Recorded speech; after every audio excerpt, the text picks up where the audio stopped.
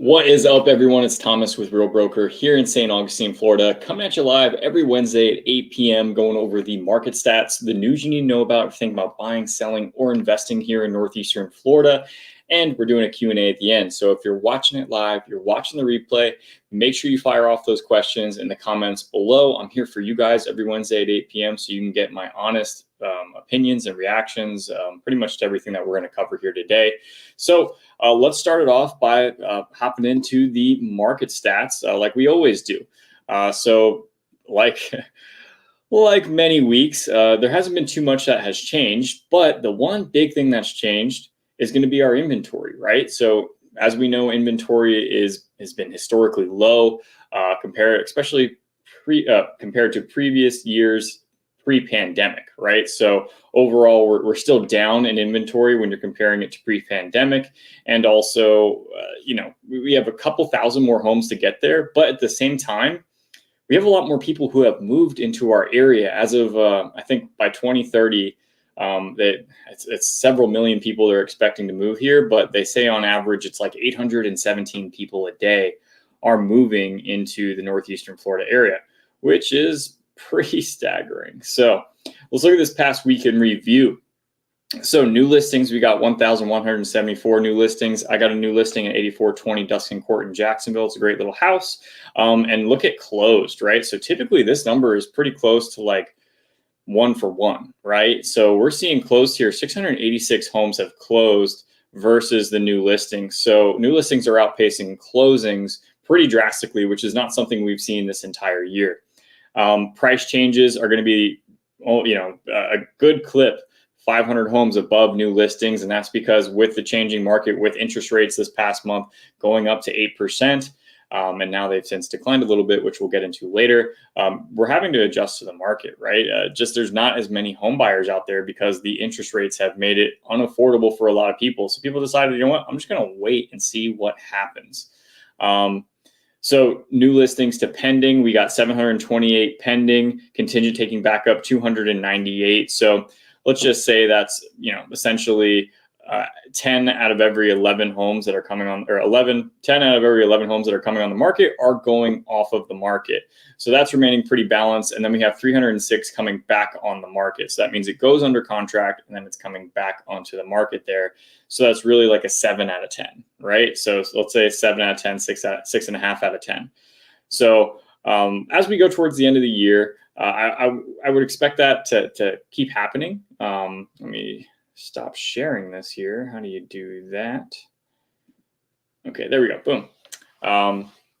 I would expect it to keep happening just because like around this time of year, a lot of people aren't looking to put their home on the market and a lot of people aren't looking to go out and buy a home unless they're trying to get in before the holidays, right? And if you're selling your house, you don't want people like running through your house. You also got family coming in town. You got all these things you got to worry about, especially if you have kids. It's just not an easy time. You got towards this last half of the year, as many of you know, things go like that. Like we're in 2024 already, like as I'm speaking right now. So let's head on to the next news story, or start our news story here. Let me put this up here. Boom. And I'll share my screen here. And we're going to go from, as we always do, we're going to go national news to Florida news to local news, right, guys? So I try to give you the macro to semi-macro to micro. So we're going big to small. And let me see here. Share my screen. All right, and this is something that we covered last week, but mortgage demand has stirred back a little bit as interest rates plummet. Now, of course, that's the headline that they're showing you, but what you read here in the article is that when you compare it year over year, so October of this time last year, we're down 20% behind last year's pace, and that is a huge margin to make up. But if you're looking at, I think, month over month or week over week, it's a 1% rise. I'm trying to do a live stream here, guy. And then 2% rise from the previous week, my mistake. Compared to the same time last year, refinance applications are down 7%, right? So a little bit of a light out at the end of the tunnel because of Jerome Powell and what he said during the Fed's meeting about interest rates and possibly not doing a rate hike again. So that's a good thing overall for mortgage interest rates, as we've seen a pretty good retreat. And it's the the most decline within this year, right, of mortgage rates. So we saw mortgage rates around like 7.5 to 7.75, right? And now we're starting to see them come down to 7.25, which is great. That's great news for buyers. Hopefully we get down to where everyone thinks we're going to be, which is in that 5 to 6% range, which if that happens, then pretty much turn the jets back on, because the one thing that people don't want to factor in is that my generation of home buyers, right? So the people that are around 30 years old, the average age of a home buyer, first-time home buyer now is 36 years old, which is much older than it was in the previous years. And that's for a variety of factors, mostly because of home pricing and jobs, and everything just costs more, right? But those people are going to have to buy a house at some point, right? Because they're starting their family, they're getting married, they're having kids, they need more space. They need that to really set some roots. And that's one of the biggest pools of home buyers coming into the market. We still also have people retiring and moving to Florida, but you also have the people who live, work, and have lived here for a long time, and they still want to buy homes, right? But the interest rates have kind of put them on a fence. And that's something that we've been seeing, where it's like, hey, we've been working with buyers, and then since everything's happened this past year, with interest rates rising up to 7%, now 8%, now back down to 7.25%, it definitely puts people where they're like, you know what, this is just too tough for me. This payment and everything is just not making sense for me. I'm going to stay where I'm at. And you can't blame them for that, right? I totally understand. But if interest rates get down to 5, 6%, then it's a rough market too, because then you're potentially in a situation where we have multiple offers on properties, and then properties are going for $30,000 to $50,000 above asking price, and that's cash out of your pocket. Either way, we'll see what happens, and of course, we'll stay on top of all that. That's all if and what's, right? There's no definitive. That's a possibility. Interest rates could stay 7% for another year, right? A lot of people don't think that's going to happen, but it could. So let's go here. This is something that goes along with the interest rates, right? So this was published on November 8th. So this isn't exactly the right data anymore. 7.88% is the current fixed mortgage rate. Cash offers for home reached near decade high in September, the last time that they were as high as they are right now. This is nationally now we're speaking. Unbelievable. So annoying. Was in 2014, which is really where the market started to pick up from the great financial crisis in 2008. So cash offers for home are 34.1% of home purchases in the US were all cash, which is up from 29.5% just a year earlier. And it's saying compared to, and it goes right into 2008 and talks about that. And that's because that mortgage rates are 8%. If you have the cash, why not just buy a home and call it a day, and then not worry about the mortgage interest rate or whatever that is? You buy the home cash, and then your really only payment you're worrying about is your taxes and your insurance, and that's a lot easier of a monthly bill to stomach. Now, we are talking about hundreds of thousands of dollars, which most people don't have. But as of right now, in our current market, and I got this from Alex Stewart at the Market Distillery Report, as of right now in our current market, we're seeing, I got to hop in my email here quick, sorry. Cash is about 27% in Jacksonville, right? I'd imagine it, and this is including the St. Johns County area. So it's including most of northeastern Florida in this number. I think in St. Johns County, it is around 30% or 28%. It's 28 to 30%. And 38% of all sales in Florida have been made with cash. The majority of those are happening down here in Miami area. And we're going to get into our next news story here, where we're going to talk about that, because a big player definitely moved to, am I not sharing my screen? Okay, good. Big player definitely is looking to move to Miami, which is Jeff Bezos. Jeff Bezos, he's leaving Washington and it's rising tax burden behind, and he's going for not greener pastures, but sunnier pastures, right? He's moving to Miami. And it's obviously, we know that a lot of tech has moved over to Miami. It's become the Silicon Valley of the East in a way. But Jeff Bezos, he's bought, I think, 2 properties right next to each other.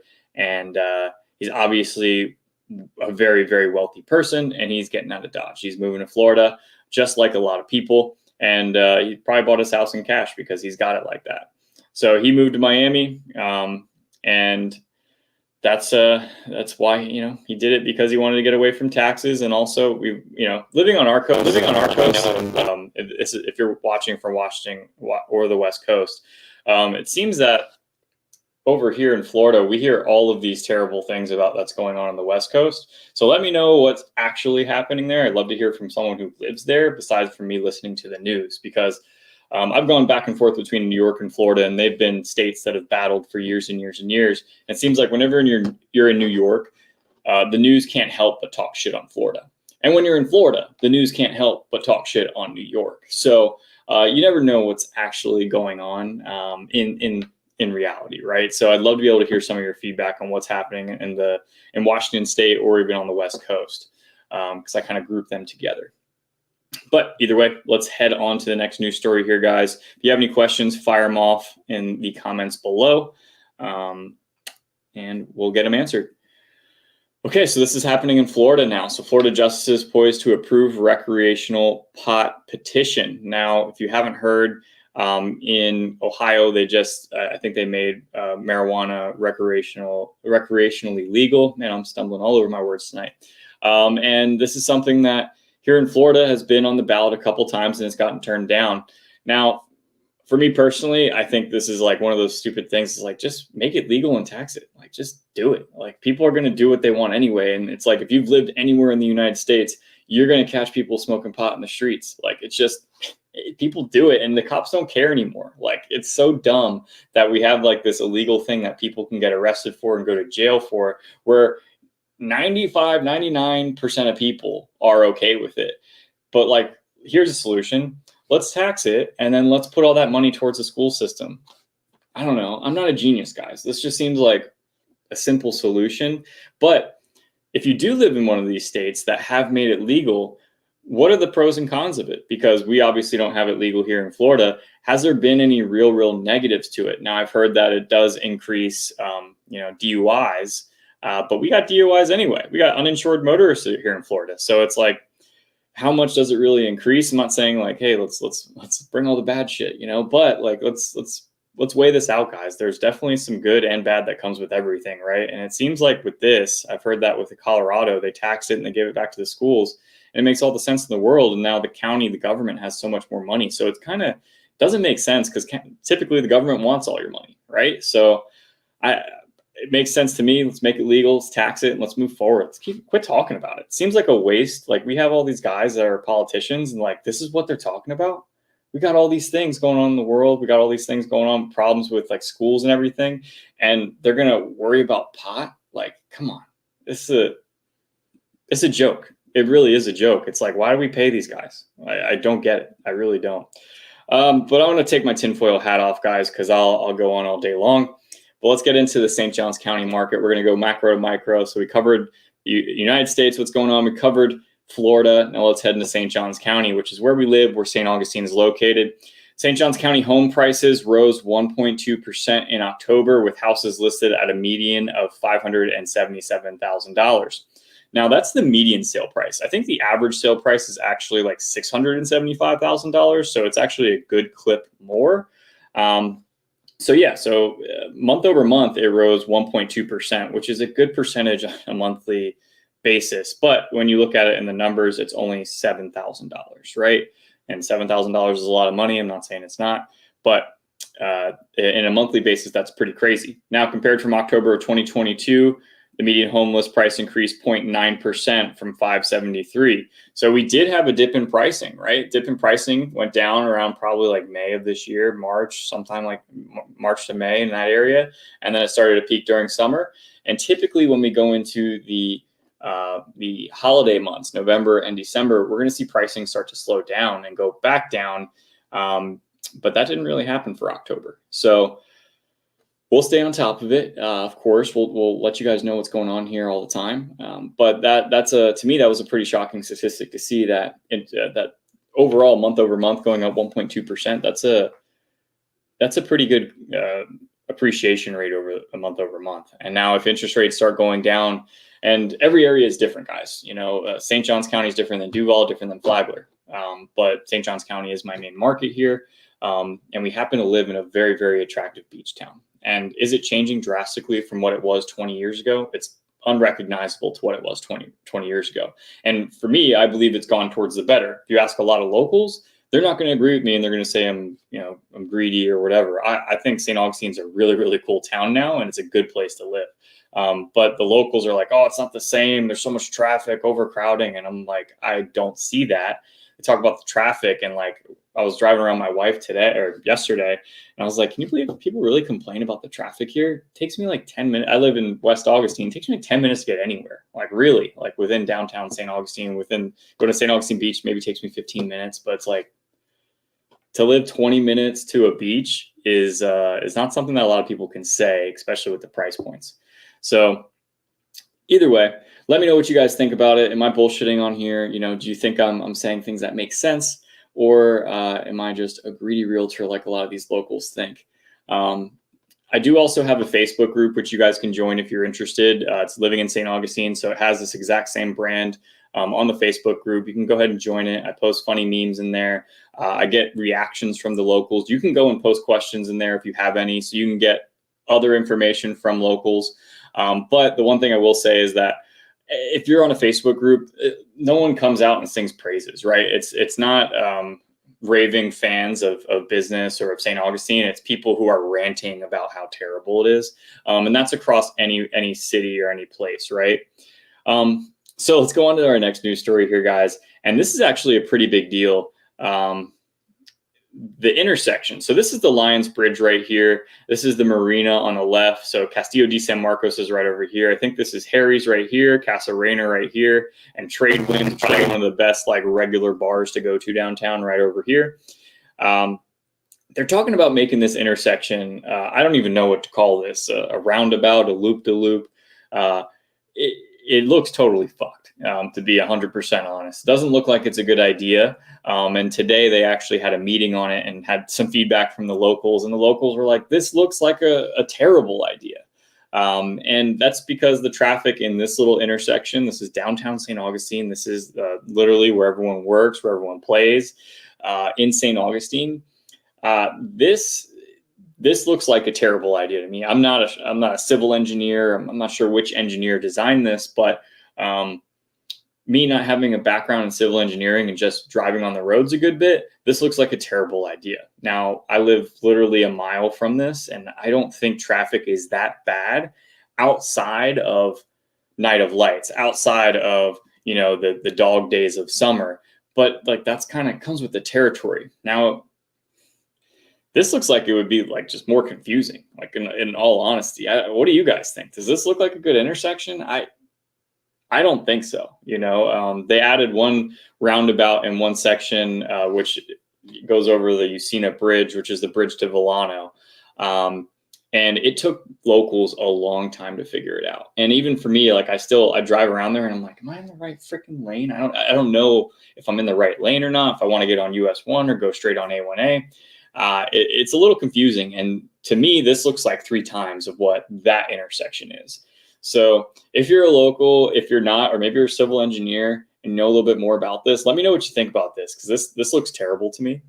Looks like a terrible idea. And the one thing about it is that the city probably spent, $100,000 for this guy to draw this up, and it's probably not going to go anywhere. So that's the worst thing. It seems like government has all this money to spend. It's our money. So is what it is, guys. Guys, I got 2 more news stories here. So if you have any questions, fire them off below. Excited about this next one here. And you guys, if you've been fans of the show, you know that I tend to go to a good bit of music here in town. I enjoy that part of our town. They now have, what the heck is this? Okay, here we go. So they now have Fort Mose, which they're actually going to be replicating the fort, which is one of the first. It was a fort originally for Native Americans and African Americans back in the day. It was the first line of defense for the Castillo de San Marcos. The fort is now gone, but St. Johns County is going to be building a replica of Fort Mose out there. So that's going to be pretty cool and bring some more tourists in the northern part of downtown St. Augustine. But they also have a blues series, a jazz and blues series that's part of the fort, that's at Fort Mose. And they're going to have Common, they're going to have Marsalis, Kingfish, and they're going to be playing out there. And the venue actually looks really, I don't know if they have pictures on here, but they definitely do on Instagram. Of course, they don't have pictures on here, but it's a great venue. And this is something that both me and my wife are going to go to. I'm pretty excited about that. Not that I'm super excited about Common, but I think Kingfish is a great guitarist. So going to go check that out and see what it's like. And I'll let you guys know, but that's coming up here, I think in March is what they say. And the tickets aren't that bad, right? So Common, $52 to $100. Jazz Band, $22 to $79, $52 to $139. Kingfish, $42 to $100. That's not so bad. Keb Mo, $42 to $99. That's really not bad at all. It's 5 nights in February. Okay, so I was mistaken on that. So I wasn't sharing that, but my mistake. Let's go on to the last news story here, guys. And this is actually going to be talking about Flagler County. And Flagler County's seen a boom as well, right? It's not something, our whole area, northeastern Florida has just been growing and growing since the pandemic. And Flagler County is no different. Now it is much, much slower. What the heck? All these ads. Palm Coast residents complain new homes built higher than ours are flooding us, and city turns a blind eye. So I saw this on a Facebook page where people were talking about this, and they brought it in front of the city. And she actually posted some of the pictures here. I wish I would have saved it. But essentially what they're complaining is that when they're building these houses, they're building them up to be, maybe 2 feet of fill, right? And then they're building the house on top of the fill. And then because it used to just be a lot, used to have trees on it that used to soak in the water, they now have a structure there. And then the structure is sitting so high that it's really shooting water towards their neighbors' houses, and neighbors are getting flooded around the new construction. And this is also a problem because within the city of Palm Coast, you have so much new construction going in that wasn't there originally. And all the lots are separated. Pretty much they're all 80 by 120 lots designed for a single family home. But they're still having issues with the water management, right? And within the city of Palm Coast, they don't really have too much stormwater management in terms of like a sewer system, in terms of like where that water could go. They mostly have swales and ditches in front of the houses. And a lot of the residents are having problems with flooding. And that's because, the building standard, right? Now, the one thing that they did say, which I think is a great idea, is that builders should be held to the standard of putting in some type of French drain in between the houses, so there is a way for the water to go. So it's not just getting pushed onto your neighbor's property when you're building a new home here. So I'm not sure if you live in the city of Palm Coast. If you do, fire off below. Let us know your experience with that. If you were at this meeting, we'd love to hear that as well. But a lot of the residents aren't happy. I mean, we're going through some pretty big changes here in northeastern Florida. I don't think that's going to stop either. Northeastern Florida happens to be a really attractive place to live. And I hate to be the bearer of bad news for people, but that's not going to change really. Because we have where we live, we're between Palm Coast, Jacksonville, and St. Augustine. A lot of that area, you're only 20 minutes to the beach, which is, being in a coastal town, it kind of comes with the territory of having higher property value. So I think it's going to keep happening. Unfortunately, hopefully the city does something for it. Let's see here. CB, please discuss the impact of 312 bypass around traffic. Traffic extremely heavy on Woodlawn and Holmes Boulevard. Woodlawn and Holmes Boulevard, the 312 bypass. CB, I haven't heard about this 312 bypass. 312 bypass towards Holmes, because I live right in this area in Woodlawn. So I'll pull it up on the map here. I'll even Google it, see if I can pull up anything on here. But I'm not very familiar with this. State Road 312 extension. Oh, I know what you're talking about. I know exactly what you're talking about. Okay. So it's not completed yet. They are working on it. And it is going to be, it's going to be a change, right? So let's see here. I'll share my screen. Give me 1 second here. Share my screen. Bop, bop, bop. Now, I don't necessarily have a problem with this bypass coming in.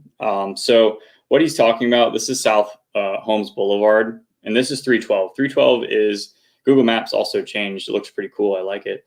312 is the main bridge to get over into St. Augustine Beach, right? So it's the east and west, US 1 right here, 207 right here. So 207 is, it's really where a lot of the development in the south end of St. Johns County is really happening. So there's a lot more traffic up on 207 than there has been in the past. So with that, pretty much only the locals know to go on. Like if you're trying to get between 207 and you're trying to get over to 16, you're taking South Holmes, right? You're running through here, or if you really wanted to, you go through South Dixie. For myself, I live over here in the West King district, so you can see my little blue house there. I actually cut through right here, which is like, this is where the St. Augustine Little League is played. This is where the Solomon Calhoun Community Center is. So I cut through there pretty often. Now, what he's talking about is the 312 extension, which is going to cut through here and connect onto South Holmes Boulevard. Now, this area right here, as you can tell, I can pull up to the satellite, is pretty rural, right? It's pretty rural, but along South Holmes, we have a lot of commercial and industrial zoned area, right? And that extends all the way up through here. And you guys can kind of see just based on the map here, that's how it's laid out. Now, any industrial commercial development that gets proposed almost always gets turned down because it's too close to residential. So I don't know what they're going to use that space for. With that bridge coming, or with the road coming in there, I think that will definitely change. I also think that they should start approving some of these commercial and industrial spaces within this area of West Augustine, because St. Johns County doesn't have any jobs, guys. It's really frustrating. It seems that the county or the city government, whichever it is, that they turn down this kind of stuff. It doesn't make sense to me at all, because people need places to work aside from the government, which, in all reality, if you work at the government, I'm not trying to talk shit on you or anything, but like, they don't pay the best, right? Versus a private company. And so like, we're talking like county administration, we're talking teachers, we're talking police officers. Like, that's the #1 employer in St. Johns County. And then the hospitality industry. Now, you can make some good money in the hospitality industry here, but you're not going to be able to buy a $550,000 home unless you're putting down a significant down payment. So essentially, in terms of what I think is going to happen with that area is, I think it's going to bring development to that area, which we're already starting to see. D.R. Horton's building Ravenswood Village out there. That's off of Holmes and 4 Mile. They kind of intersect, and could be one or the other. And then Lennar has St. Augustine Lakes out there. D.R. Horton also has one off of King Street Extension, which goes all the way towards 95. I think that's County Road 214. They have LGI, Morgan's Cove, LGI, and D.R. Horton are building in Morgan's Cove. Put a great family in there last year. So I think that is going to CB. I think it's going to spur more development within that area. I don't know how well that's going to work out. I'm not sure how much more road they can build. I think they have enough area there, and they did start expanding over by the middle school there. They started widening the road over there because of the traffic issues right there. So I imagine that's going to continue through the south end of Holmes and go through the north end. But if you drive through there right now, it's pretty residential. Not residential, pretty rural, I would say.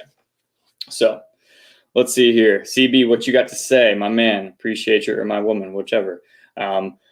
Malfunction Junction downtown looks like they're trying to divert traffic around downtown, looking at the pattern that is proposed. I couldn't tell you what they're trying to do, CB. It looks like a mess. It's like the whole reason there is traffic is because of downtown. But I will say, traffic has always been an issue there, especially around like rush hour. When I was a kid, I remember, because I used to go to Sebastian. I lived on St. Augustine Beach, right by the YMCA off of Pope Road. When I was a kid, we bussed our way over to Sebastian. So that's right off of State Road 16. It's probably at that time like a 25-minute bus ride to get over there. In the morning was no problem. when we got home, when we were going on the way home, we would sit in front of Castillo de San Marcos for 10 minutes, 15 minutes sometimes before we could get out and go over the Lions Bridge. That has always been a bottleneck. It's not like the traffic has ever been good over there. At least from my memory, you know, I'm 31, so about to be 32. So I think that's going to continue to be a problem with traffic. And you know what? That's just part of a downtown area, right? Now, I think that the proposed plan that they have is terrible. A lot of that traffic also deals with the bridge. You know, we have the marina going up, and to my knowledge, it goes up every half hour. That's to my knowledge, and it seems like it because I drive by it all the freaking time. But someone else told me it only goes up 4 times a day. If you know when it actually goes up, let me know in the comments below. But to my knowledge, it was every half hour. And I think they really need to change that because there's not that, like, listen, you're on a boat versus one boat versus 50 cars, like, or 100 cars. You got to wait. You got to wait. I'm sorry. Set anchor. Wait, you know, like, and I don't own a sailboat. I know there's a lot of difficulties with running a sailboat. So I'm sorry if you do, and it's not obviously what you want to hear, but you know, the greater good is for the majority of people. So CB, I appreciate your comments here tonight. Guys, if you do have any comments, any questions, you're watching it live, watching the replay, fire them off in the comments below. I'm going to hop off here, but I'll get back to it as soon as I can. I get the notifications on my phone. So if you do have comments, questions about the real estate market, about any of the news stories I covered, about the traffic in downtown St. Augustine or anywhere in St. Augustine, reach out to me directly or leave me a comment here. We're here every Wednesday at 8 p.m. going over the market stats, the news you need to know about if you think about buying, selling, or investing here in Northeastern Florida. And we're doing a Q&A. So CB, I appreciate your participation tonight. Until next week, guys, have a great week.